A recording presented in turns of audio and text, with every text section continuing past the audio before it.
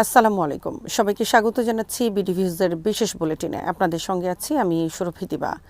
মার্কিন প্রেসিডেন্ট ট্রাম্পের ইরানের বিরুদ্ধে সামরিক অভিযান নিয়ে যুক্তরাষ্ট্রের কংগ্রেসে তীব্র রাজনৈতিক বিতর্ক দেখা দিয়েছে। রিপাবলিকান নিয়ন্ত্রিত মার্কিন সিনেট প্রেসিডেন্টকে কংগ্রেসের অনুমোদন ছাড়া ইরানের বিরুদ্ধে ভবিষ্যৎ সামরিক হামলা চালানো থেকে বিরত রাখার একটি প্রস্তাব ভোটের মাধ্যমে নাকচ করেছে। বুধবার বিকেলে অনুষ্ঠিত ভোটে প্রস্তাবটি ৪৭-৫৩ ভোটে পরাজিত হয়। প্রস্তাবটি উত্থাপন করেন ভার্জিনিয়ার ডেমোক্র্যাট সিনেটর টম কাইনি। তিনি ১৯৭৩ সালের ওয়ার পাওয়ার্স রেজুলেশন আইনের আওতায় এই উদ্যোগ নেন। এই আইনের লক্ষ্য হল প্রেসিডেন্টকে কংগ্রেসের অনুমতি ছাড়া দীর্ঘমেয়াদী সামরিক সংঘাতে জড়ানো থেকে সীমাবদ্ধ রাখা এবং যুদ্ধ ঘোষণার সাংবিধানিক ক্ষমতা কংগ্রেসের হাতে নিশ্চিত করা। ভোটে প্রায় সব ডেমোক্র্যাট সিনেটর প্রস্তাবটির পক্ষে অবস্থান নিলেও পেনসিলভানিয়ার সিনেটর জন ফ্যাটারম্যান ব্যতিক্রম ছিলেন। তিনি মনে করেন চলমান সামরিক অভিযানের মাঝপথে প্রেসিডেন্টের ক্ষমতা সীমিত করলে তা যুক্তরাষ্ট্রের জন্য ভুল বার্তা দিতে পারে। অন্যদিকে রিপাবলিকানদের মধ্যে কেবল কেনটাকির সিনেটর র্যান্ড পল প্রস্তাবটির পক্ষে ভোট দেন। রিপাবলিকান নেতারা প্রেসিডেন্ট ট্রাম্পের সামরিক পদক্ষেপকে সমর্থন জানিয়েছেন। দক্ষিণ ক্যারোলিনার সিনেটর লিন্ডসে গ্রাহাম বলেন, প্রেসিডেন্টকে তার সামরিক অভিযান সম্পন্ন করার সুযোগ দেওয়া উচিত। যুক্তরাষ্ট্র ও ইসরায়েলের যৌথ বিমান হামলা শুরু হওয়ার ৫ দিনের মধ্যেই এই ভোট অনুষ্ঠিত হয়, যার ফলে ইতোমধ্যে মার্কিন হতাহতের পাশাপাশি শত শত মানুষের মৃত্যু হয়েছে বলে জানা গেছে। এদিকে প্রতিনিধি পরিষদেও একই ধরনের একটি প্রস্তাব বৃহস্পতিবার ভোটে তোলার কথা রয়েছে। হাউস স্পিকার মাইক জনসন এবং উদ্যোগের সমালোচনা করে বলেন, এমন পদক্ষেপ শত্রুর পক্ষে অবস্থান নেওয়ার শামিল। তবে রিপাবলিকান দলের ২ সদস্য ওয়াহিওর ওয়ারেন ডেভিডসন এবং কেনটাকির থমাস মাসাই এই প্রস্তাবের পক্ষে ভোট দেওয়ার ঘোষণা দিয়েছেন। ডেমোক্র্যাট নেতারা আশঙ্কা করছেন ইরানের বিরুদ্ধে সীমিত হামলা ধীরে ধীরে বড় আকারের সংঘাতে রূপ নিতে পারে। সিনেটের সংখ্যালঘু নেতা চাক শুমার সতর্ক করে বলেছেন, প্রশাসন বিভিন্ন সময়ে হামলার ভিন্ন ভিন্ন ব্যাখ্যা দিচ্ছে, যা পরিস্থিতি নিয়ে উদ্বেগ বাড়াচ্ছে। সব মিলিয়ে সিনেটের এই ভোট যুক্তরাষ্ট্রের রাজনীতিতে প্রেসিডেন্টের সামরিক ক্ষমতা ও কংগ্রেসের সাংবিধানিক ভূমিকা নিয়ে নতুন করে বিতর্ক উস্কে দিয়েছে। বিশ্লেষকদের মতে ইরান সংকট দীর্ঘায়িত হলে এই বিতর্ক আরও তীব্র হতে পারে। ইরানে যুক্তরাষ্ট্র ও ইসরায়েলের যৌথ হামলায় নিহতের সংখ্যা বেড়ে ৯২৬ জনে পৌঁছেছে বলে জানিয়েছে দেশটির স্বাস্থ্য মন্ত্রণালয়। বুধবার দেয়া এক বিবৃতিতে মন্ত্রণালয়ের মুখপাত্র হোসেন কেরমানপুর জানান, গত ২৮ ফেব্রুয়ারি থেকে ৪ মার্চ বিকেল ৫টা পর্যন্ত চালানো এসব হামলায় মোট ৬,১৮৬ জন আহত হয়েছেন।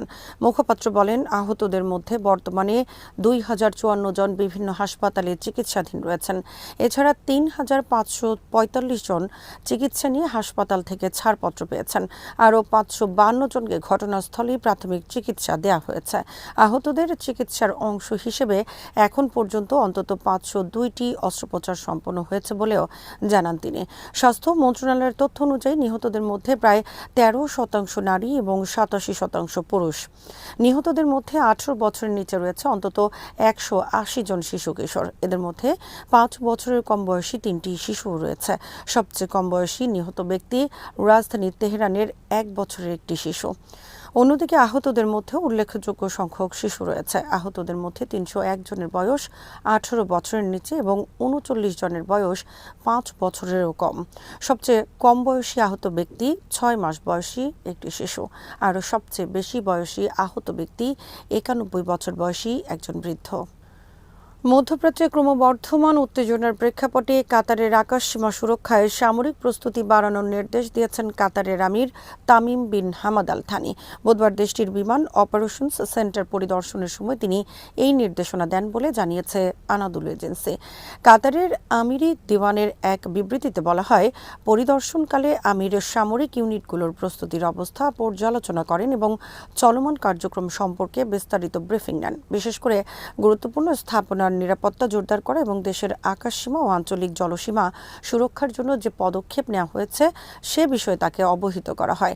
জাতীয় নিরাপত্তা রক্ষার অংশ হিসেবে এসব ব্যবস্থা আরও শক্তিশালী করার উপর গুরুত্বারোপ করেন তিনি। বিবৃতিতে আরও বলা হয়, কাতারের আমির সামরিক বাহিনী ও সংশ্লিষ্ট নিরাপত্তা সংস্থাগুলোকে প্রস্তুতির মাত্রা আরও বাড়াতে এবং পারস্পরিক সমন্বয় জোরদার করতে নির্দেশ দিয়েছেন। তিনি বলেন, দেশের নিরাপত্তা ও সার্বভৌমত্ব রক্ষায় সব বাহিনীকে সর্বোচ্চ সতর্ক অবস্থানে থাকতে হবে।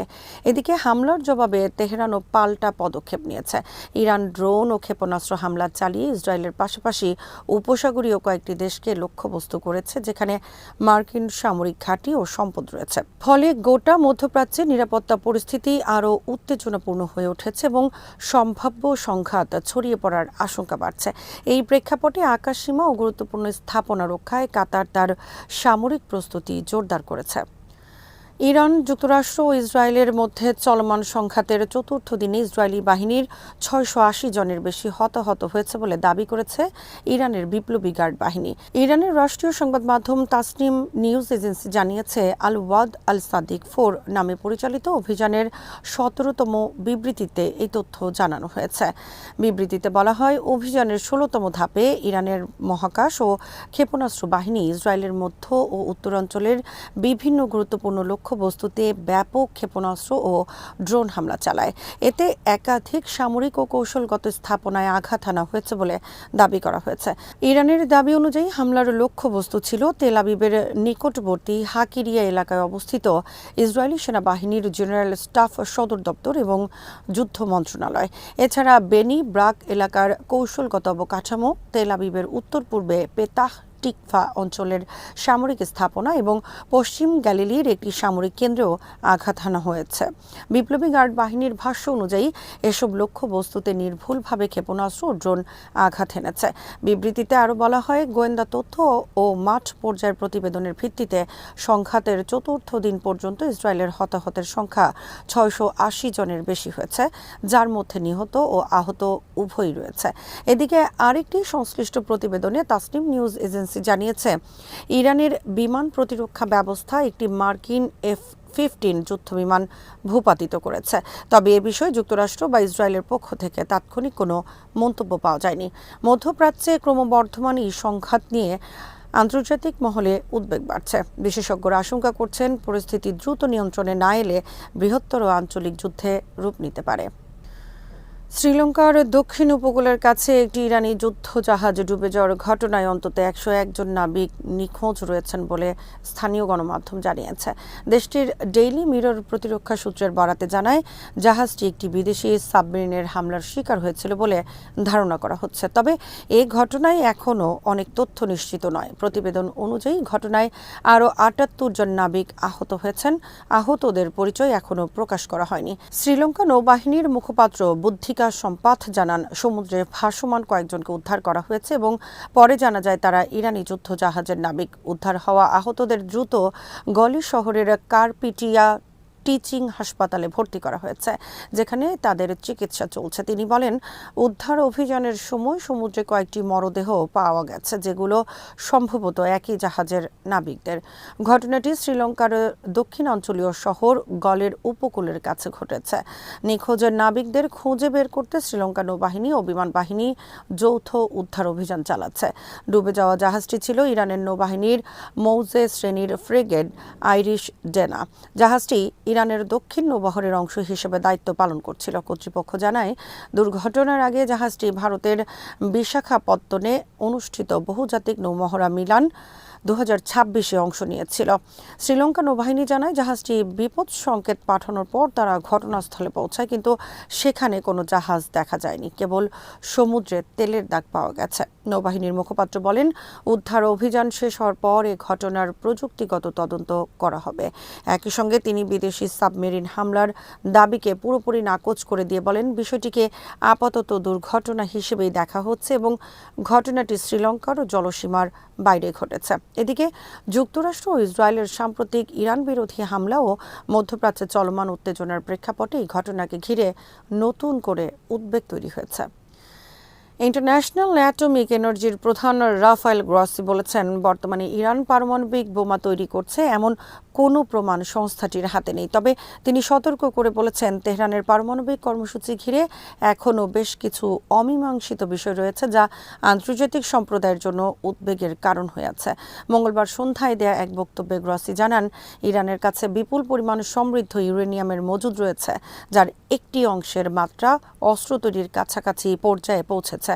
তবুও তিনি জোর দিয়ে বলেন, এখন পর্যন্ত এমন কোনো প্রমাণ পাওয়া যায়নি যে ইরান সরাসরি পারমাণবিক অস্ত্র তৈরির কাজ চালাচ্ছে। তবে গ্রসি উল্লেখ করেন, আন্তর্জাতিক পরিদর্শকদের পূর্ণাঙ্গ প্রবেশাধিকার দিতে ইরানের অনীহা পরিস্থিতিকে আরও জটিল করে তুলেছে।